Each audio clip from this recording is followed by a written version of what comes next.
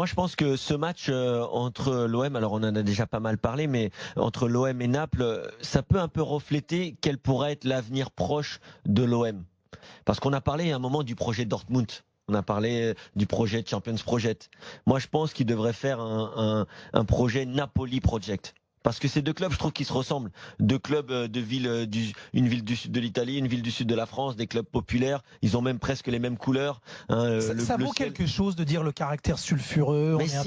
Mais si, ça se ressemble. Bien sûr c'est des clubs qui, pour moi en tout cas, ont une ADN qui est comparable. On peut dire que c'est des cousins, même si apparemment les supporters s'aiment pas trop. Ça va t'apporter quoi là, cette comparaison? Non, je veux dire que justement, la façon de travailler qu'a eu le Napoli depuis 10 ans maintenant, qui a connu aussi une période difficile, en recrutant des joueurs, comme je disais. T'as pas besoin de prendre une ville qui soi-disant ressemble, parce qu'au fond elle ressemble pas vraiment. Tu peux prendre n'importe quel club qui a bien travaillé sur les 10 dernières années. Non, mais là en l'occurrence, c'était ce qu'on disait dans le match, c'était pour faire une comparaison, Daniel, avec le match d'aujourd'hui.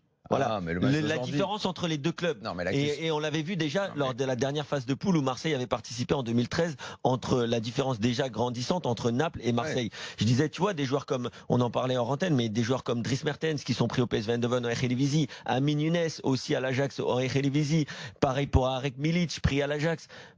Là aujourd'hui, il y a un joueur comme Hakim Ziyech. L'histoire de la politique des clubs, tu vas pas la refaire. On sait très bien qu'on a beaucoup de. Ils doivent s'en inspirer pour moi.